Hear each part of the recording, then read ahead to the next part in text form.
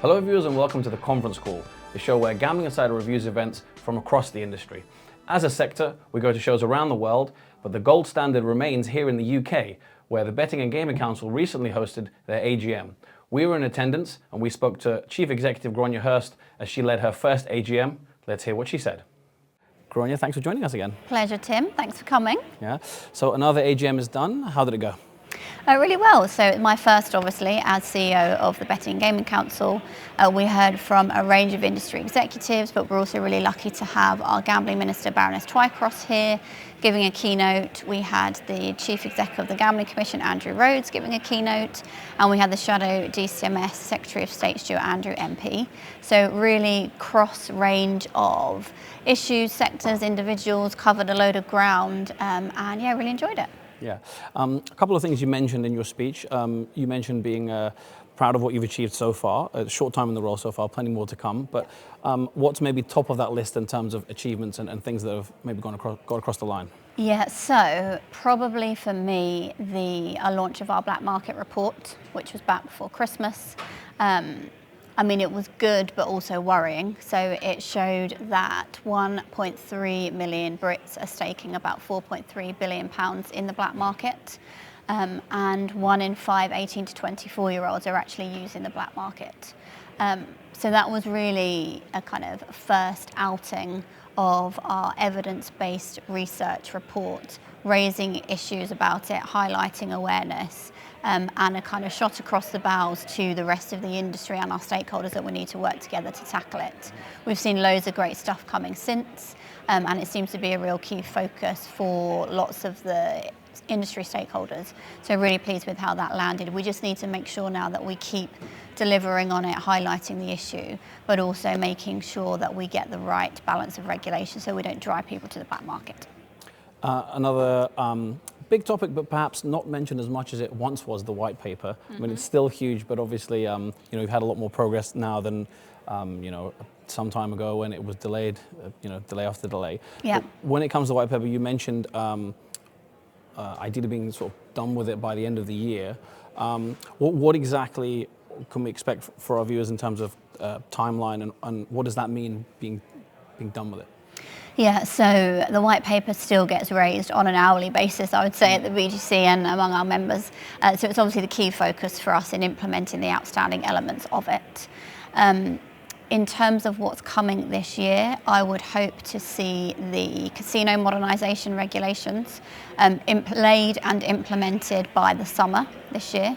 The casino sector have been waiting for far too long, quite frankly, for that, and it's going to unlock nearly £500 million worth of investment in the UK, up and down the country. So really important that we get that over the line. I think we'll also see progress on the frictionless affordability checks by the end of this year, and we are hoping to work with the Gambling Commission to deliver the anti-money laundering code by the end of Q1 this year. So I think I said the vast majority will be completed by 2025. There'll still be some things that might need primary legislation which take longer, but I'm hoping that by the end of this year we will see the majority of the key issues completed, and then we can get back to a period of delivering the growth that we know the industry does and can do more of. Yeah.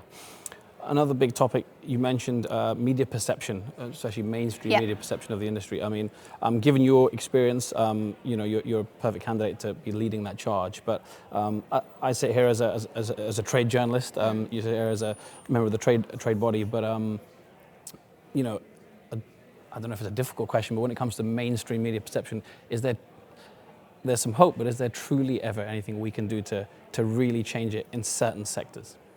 Yeah, so I should say that it varies, right? So with all of these things, there's no kind of one size fits all.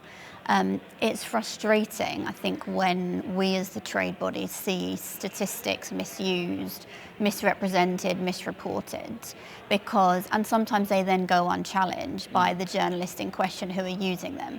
So that's really frustrating and challenging for us because we know the reality and we know that that's misleading, but it could then be taken as truth. So it's really important that the BGC and obviously trade industries like yourselves are calling that out where they see it happening to make sure that we don't have mistruths in and around the industry narrative. Absolutely. And in terms of what you're doing personally as a chief exec. What's next, really? What's on the agenda? So loads on the agenda. I mean, how long have you got? Delivering the white paper is the key, obviously day to day, but I'd probably split it into tactical and strategical. So tactically, day to day, delivering the outstanding elements of legislation and regulation that we need for the sector. Strategically, we have some new priorities at the BGC. We think we've talked about them before, but three probably key ones to pull out. The first is establishing the BGC as the home for research, data, insight, statistics, utilising the access that we have to member data more than we've been able to or had the space to do previously, to make sure that we are the home for the true stats on industry. Also bringing the customer voice more into the debate. BGC members have millions of customers that they poll on a monthly, quarterly basis about a range of things. So utilising their voice in the debate just to highlight what their thoughts, concerns, opportunities are.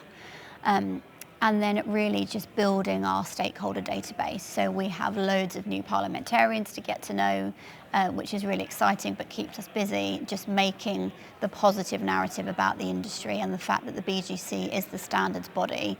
We'll continue raising standards, championing our members and helping to deliver growth. Yeah. Well, Grainne, thank you very much for your time, and hopefully when we sit here next year, we can reflect on a lot of progress and a lot of success. I look forward to it, Tim. Thank you. So I'm now joined by Beth Turner, Senior Staff Writer at Gambling Insider. Beth, thanks for joining me. Tim, thanks for having me.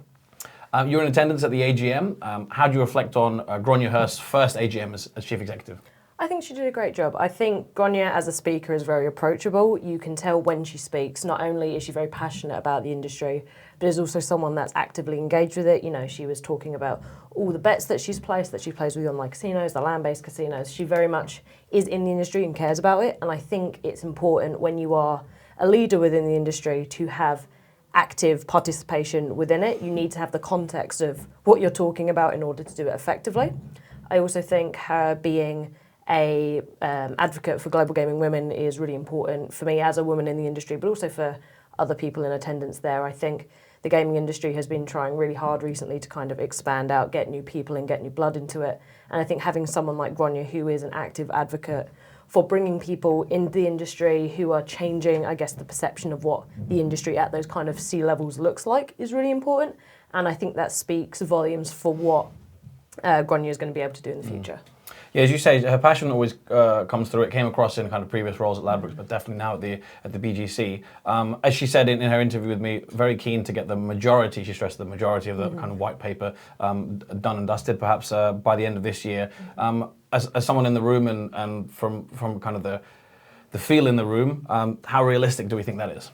I think she will certainly try to get it done. I think she's very passionate about it, and I certainly do believe that her passion will see a lot of that through. I think she said something about the Casino Modernisation Act. Getting that done by the summer would be a massive step, and almost if that can be done, then there's a high likelihood that the whole thing will be done by the end of the year. Though I think they are going to face some challenges. I think primarily it's going to be media perception and kind of how the media portrays gambling and what that means for, I guess, wider public perception, but also the government as well, and how there's kind of, governments almost look down on gambling. There's kind of a snobbery about it. I think it was Michael Duggar said something quite fun that we covered in our coverage of the event, that, you know, government politicians don't really understand gambling unless they're betting on the election. But I think those are going to be some big hurdles that they're going to have to face and that they're going to have to overcome, though I think they'll be doing quite well to get what they want to get done, but obviously the government and the media are quite big hurdles to jump. Yeah, that was a great line from Michael Duggar. As you say, the government really involved in the UK industry. I mean, it's a highly regulated industry. To that end, greyhounds were a big topic of discussion. Recently it was announced that in Wales, greyhound racing is going to be banned, and as we've covered, as you've covered in an article of yours, as far afield as in New Zealand, it's going to be banned from 2026. What was the main discussion yesterday, and what was said at the AGM about greyhound racing? One of the comments that really stood out to me was someone said that anti-gambling groups are a beast that can never be filled. They will never be full. You can ban things, and there will always be a want for more. I think greyhound racing kind of comes at an intersection where it is also an animal rights activism issue. So there are almost two factors coming into this opposition. And Greg Knight, who works with Jenningbet, was very passionate about his stance on the greyhound racing. He said, you know, it's Wales now, next it's going to be the UK, and then it's going to go on to jump racing with the horses. And I definitely understand where his line of thought is going. I think I've spoken to people in the greyhound racing industry and asked them, you know, what is going to happen to horse racing if it just keeps going? What is going to happen next? And I think another point that was quite interesting that someone brought up during the conversation on greyhound racing is that greyhound racing is an inherently working class sport. It provides jobs for a lot of people within the working class and also is very popular still in the retail betting shops. And then you compare that to governments, who are the people banning them, who usually don't have that working class background, who don't have that working class perspective. So I think it very much seemed within the room there was kind of a dissatisfaction with what was happening with greyhound racing, but it almost seemed like, even though it has been stated that the UK has no plans to ban greyhound racing, it kind of seemed like in the room that there was some uncertainty to that, and almost as Greg Knight said, he guaranteed that next it will be a fight against UK greyhounds and then it will be against jump racing. So we can only see where that goes. But there was very much a passion that this isn't something that's going to end soon. No, absolutely. A lot of food for thought for the regulators and for the industry at large. Beth, thanks as always for joining me. Our next guest is Gambling Commission CEO Andrew Rhodes, who also spoke at the AGM, and we caught up with him about a number of different regulatory issues in the UK. Andrew, it's nice to reconvene with you a year after we spoke at last year's AGM. Good to see you again. Yeah. How do you reflect on, quite generally, the last year in the job since we last spoke? A lot has happened. Yeah, a huge amount of things have happened. So we've had a lot of progress around white paper delivery. There's been a huge amount of work around illegal gambling, cooperation with international regulators, obviously piloting financial risk checks. Yeah, there's a massive amount that's gone on during the last year. It's gone like that. Yeah, and reflecting on today, obviously you're speaking at the AGM just as you did last year. In terms of industry dialogue, I think when the Gambling Commission started engaging more with the industry, it was seen as a positive, but now it's very much kind of, in a good way, par for the course. There's a lot more dialogue than there used to be.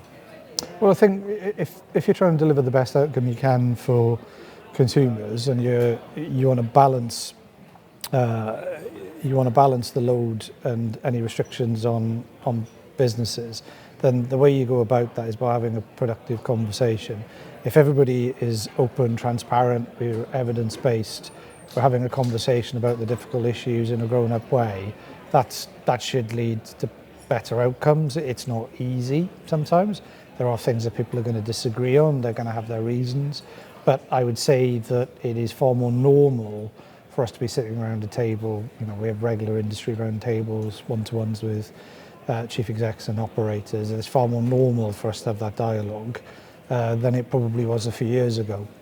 It's not about, it's definitely not cosy, it's definitely not easy, but it is about being constructive, and I think that's a pattern that's continued, and it's helped us deliver things much more quickly.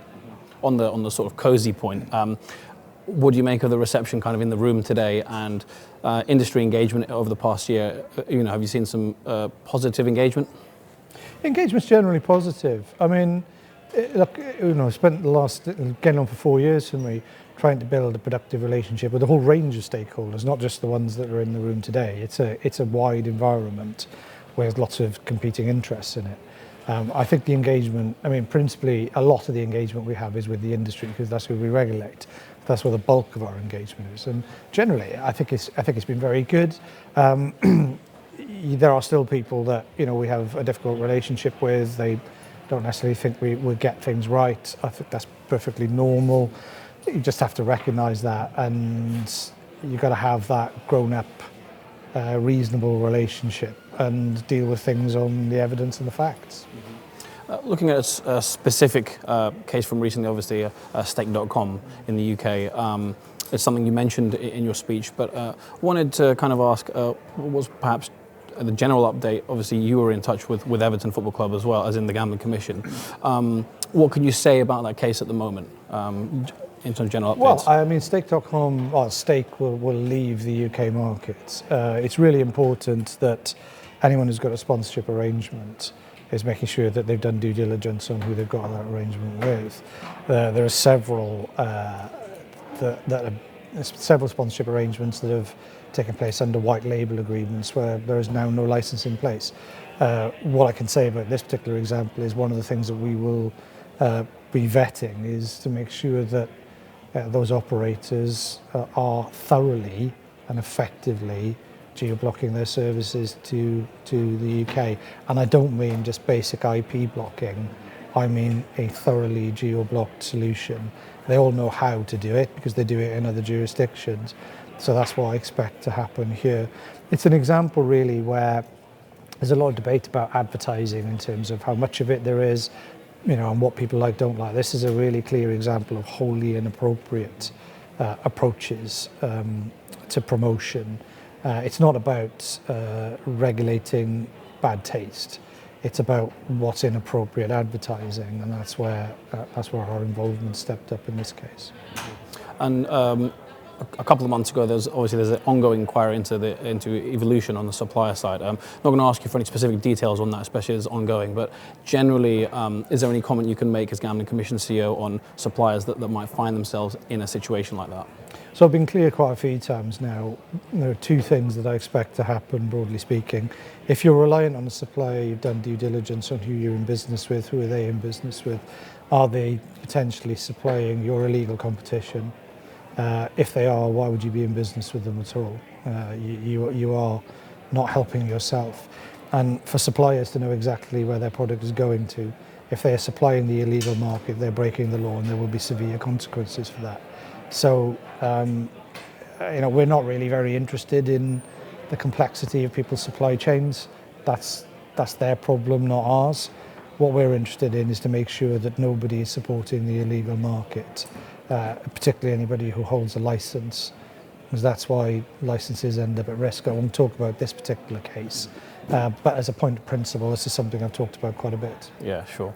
And as a final word, obviously you've got a long to-do list, which probably doesn't really get any shorter, even if you do achieve certain steps. This general message of fighting the black market, and it's something that's becoming increasingly important. Always was important, but something that you're talking about a lot. When it comes to dealing with kind of black market activity, what can you genuinely and tangibly do to reduce the effects in the UK?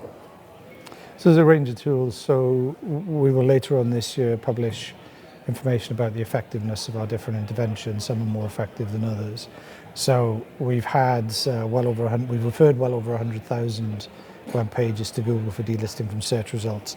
We know from our research that puts a dent in the traffic going to illegal sites. Same with Bing and other search engines. We've also been able to get a lot of sites geo-blocked, domain hosts removing them, which is 100% effective in that particular site disappearing. We know they pop up again, but again, we've got tools for dealing with that.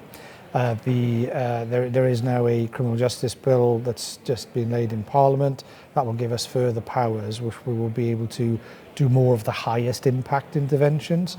And that's really where we are. But we're also focused upstream, which is why we're looking at B2B suppliers. It's why we look at payment providers. It's why we look at search engines, advertisers, affiliates. What we're trying to do is frustrate the market as much as we can, as high upstream as we possibly can. It's important to shut down individual sites. We did two very recently that were using Robux from the Roblox game, which is targeted at children, to basically lure people into an illegal casino using Robux. That's appalling.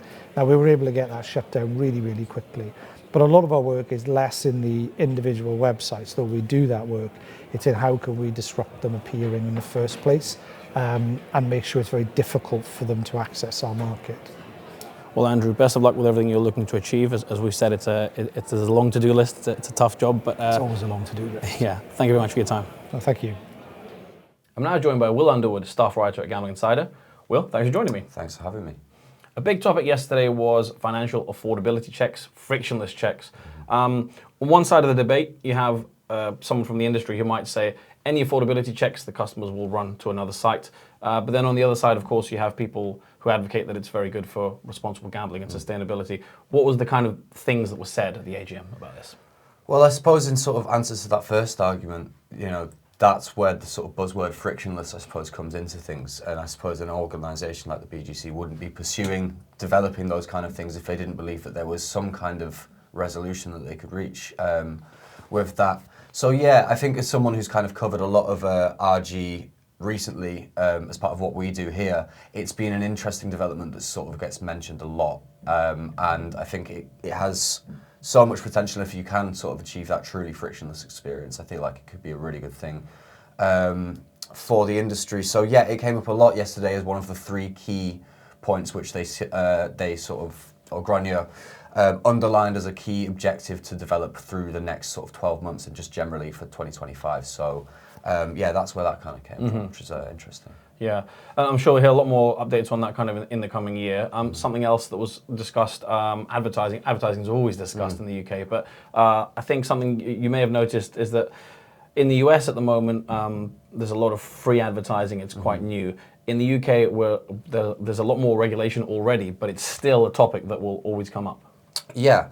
I think, as you will know as well, a lot of these sort of American representatives, or generally North American representatives for that market that we talk to when we talk about advertising regulations and restrictions, it's just a completely different political landscape over here. And it's just interesting to see, knowing that the UK is one of the sort of leading countries in that area, to see them still pushing forward, kicking on. They must reap the benefits of it, or at least see the benefits of it data-wise. Otherwise, again, they wouldn't continue to pursue it. So it's interesting to see them pushing on, looking for those sort of next phases of that particular market segment. Yeah, absolutely. And then what often happens is the rest of the world and certainly the major gambling markets will tend to follow, because the UK leads the way really in this area. Yeah.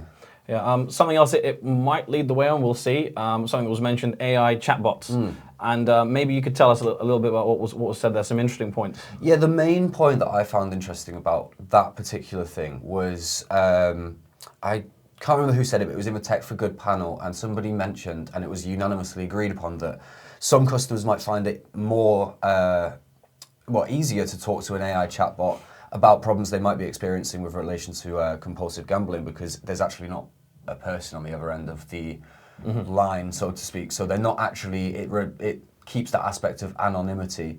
And that was just a point that really jumped out at me, because it's something I'd not thought of before. There will be arguments to probably counter that whole thing. I'm sure that you could also argue that you would require a human touch somewhere down the line in that kind of process. But in terms of first steps, I feel like that could be something that could be marketed really, really well.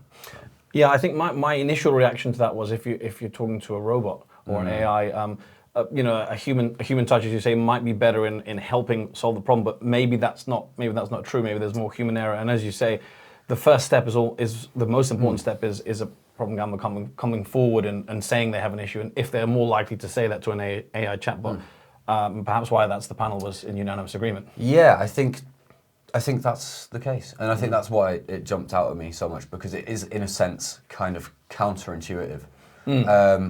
But I suppose when you think about it like that, it does make sense. So yeah. A lot covered, a lot of development we'll see technologically and regulatory-wise in the coming year. But Will, as always, thanks for joining me. Yeah, thanks for having me. That wraps up our coverage of the Betting and Gaming Council's AGM 2025. To our viewers, thanks for watching, and see you next time.